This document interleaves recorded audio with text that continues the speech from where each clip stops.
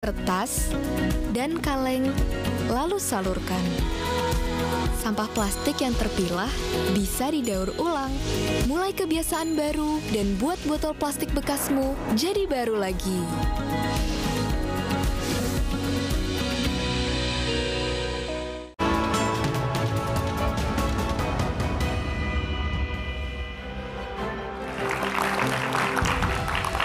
Masih bersama saya Budiman Tanrujo di satu meja The Forum. Pak Agus Wijoyo, Pak Agus yang pernah menjadi ketua fraksi ABRI pada waktu itu.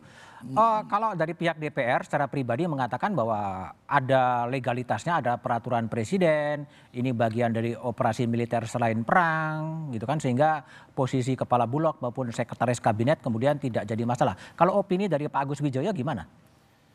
Ya jangan begitu dong, semuanya itu di UMSP kan.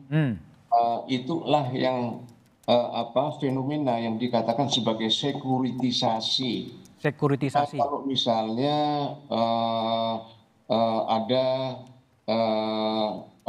kekurangan pangan misalnya, ya itu memang menjadi masalah nasional. Memang ujung-ujungnya keamanan, tetapi tidak harus dijadikan sebagai perang.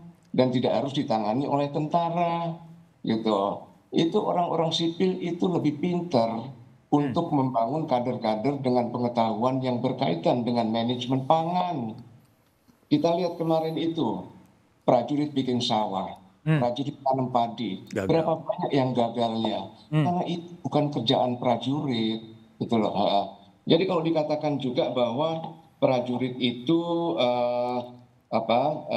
banyak sumber dayanya gitu ya, terus sipil itu terbatas, ya enggak lah, karena tugas prajurit itu untuk perang, dan perang itu memerlukan taktik-taktik dan membutuhkan persyaratan satuan ini perlu sekian orang untuk bisa melaksanakan tugasnya dalam tingkat peleton, kompi, batalion. Jadi kalau membuat undang-undang itu hendaknya disiapkan tentang fondasi pengetahuan yang cukup tentang bidang-bidang yang akan ditangani, itu tentang kemiliteran, tentang peran militer di dalam demokrasi, yang nggak bisa segala-galanya dikerjakan oleh TNI dong, gitu. Dan jangan segan-segan untuk melihat perbandingan di negara demokrasi yang lain. Ini banyak kita kelainan-kelainan yang hanya ada di Indonesia, gitu. Jadi harus disiapkan fondasi pengetahuan yang cukup dalam tentang pemahaman. Baik Pak Agus, Mbak Dhani, apa yang Anda baca tadi soal operasi militer selain perang untuk soal kepala bulog, sekretaris kabinet gitu, Anda lihat? Ya, saya rasa perluasan wewenang TNI ya. Ini kan ada dua hal, yang operasi militer perang dan operasi militer selain perang di pasal 7 itu kan ada penambahan kalau nggak salah 3 ya, soal cyber, soal narkoba, dan satu lagi soal pertolongan kepada WNI di luar negeri, dan kemudian ini harus dipisahkan yang tadi yang pertama 10 jadi 15. Nah, ini pasal yang 3. Nah, maksud saya yang penambahan ini kan harus ada logika atau filosofisnya tuh apa gitu. Karena saya setuju bahwa jangan sampai ini kemudian terjebak dalam sekuritisasi di mana seakan-akan sipil itu tidak mampu gitu. Nah, dari pertambahan itu misalnya, kalau misalkan soal cyber kita masih masuk akal lah. Tapi tetap pengen logikanya, alasannya itu disampaikan. Kemudian yang tadi bantuan terhadap WNI di luar negeri, misalkan ketika di Suriah segala macam itu. Terus kemudian narkoba, saya rasa ini juga harus hati-hati. Jangan sampai ada excessive killing yang terjadi di Filipina misalnya, kasus di Filipina. Nah, jadi hal-hal seperti itu kan harus dikomunikasikan. Nah, semua silang sengkarut yang ada di kita ini, karena ya itu tadi, publik itu, masyarakat sipil, akademisi itu bingung. Ini sebetulnya ketika revisi undang-undang TNI, mungkin bisa jadi kita setuju kalau bicara misalnya, ada hal-hal secara geopolitik ini berubah. Tetapi konteksnya harus tetap meletakkan TNI kita itu yang profesional. Bukan kemudian menambah beban TNI ke dalam ruang sipil itu tadi gitu. Dan itu belum tentu mereka juga memiliki keterampilan keterampilan atau kemahiran yang mungkin lebih masyarakat sipil yang bisa gitu. Nah, hal-hal ini yang kemudian pertanyaan besarnya menurut saya hari ini kita situasi sosial politik domestik maupun internasional sedang tidak baik saja. Demokrasi mengalami regresi. Nah, dalam konteks itu apa kesan kita sebagai Indonesia untuk dibaca di luar negeri, di mana misalnya melihat ada batalion pangan, ada kemudian TNI ngurusi cetak sawah, food estate, kemudian memperluas wewenang dalam revisi undang-undang TNI. Apa yang ingin disampaikan ke dunia luar?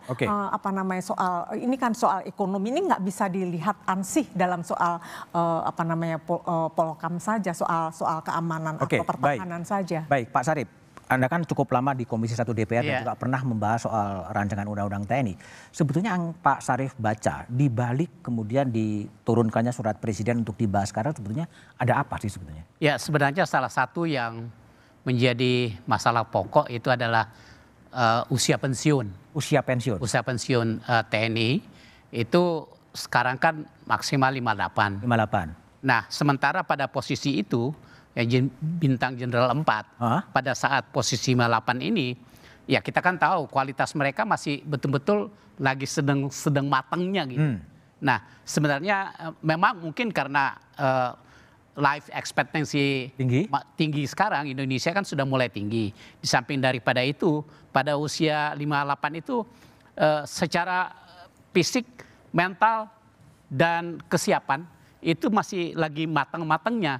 Sementara di sisi lain untuk mencetak suatu perwira tinggi itu kan memerlukan biaya yang tinggi. Nah, ada pandangan bahwa sangat sayang kalau pada usia 58 itu juga sudah harus pensiun. Nah, sehingga sebagai contoh pada tahun 2 tahun 3 tahun yang sebelumnya itu terjadi pergantian panglima yang hanya dalam waktu 2 tahun sudah terjadi harus diganti. Nah, ini akibat daripada kan usia pensiun sudah dibatasi 58. Nah, ada pandangan bagaimana kalau ditingkatkan. Jadi 60? Jadi 60 misalkan.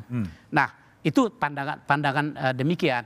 Nah, saya melihat dari DIM yang diajukan ini ada kotak-kotak. Untuk perwira sekian. Untuk letnan kolonel sekian, untuk bintang 1 sekian, sampai kepada bintang 3 umur 62. Kemudian ada lagi daftar inventarisasi masalah dikatakan bintang 4 bagi mereka yang menduduki posisi tertentu itu batas usia pensiun diserahkan kepada presiden. Nah, ini kan menurut saya kalau diserahkan kepada presiden ini agak subjektif. Ya, agak subjektif. Dan itu bisa saja terjadi, syukur-syukur kalau memang presiden yang di-elected itu bisa menjalankan undang-undang secara konsekuen. Tetapi kalau tidak, ini kan menjadi satu pertanyaan lagi. Jadi sebaiknya undang-undang itu harus pas, betul. Harus definitif. Kalau pensiun 60 ya 60. Ya siapapun dia, apakah dia bintang 4 yang berkualifikasi excellent atau super excellent dan sebagainya, selesai sudah. Nah, yang perlu diperhatikan untuk pensiun ini kan merupakan juga satu proses regenerasi. Ya, karena kalau tidak pensiun yang di bawah ini tidak bisa naik. Nah, baik. Itu. Jadi, Abraham, jadi sebetulnya kalau yang Anda baca di yang pertanyaannya Pak Sarip tadi, Jenderal 4 terserah kepada presiden, itu sebetulnya rasio atau argumentasinya apa sih? Pak, saya mau menanggapi dulu, Pak. Sebentar, itu dulu saja. Nanti karena ini waktunya agak terpepet. Yang per umur tadi. Oh ya, tentunya saya juga tadi barusan baca DIM-nya setelah diberitahu oleh Bapak. Ternyata memang ada seperti itu. Tapi tentunya itu akan kami bawa ke Panja dan kami akan diskusikan. Sebetulnya batasannya sampai mana sih? Nah, itu yang akan kita bahas nanti di Panja. Mas Budiman, menarik ya. Saya boleh... Tapi nanti aja ya. Coba kita banyak kontroversi dalam Undang-Undang TNI. Tapi bagaimana mencari jalan keluar agar ada kesepahaman setelah jeda berikut ini.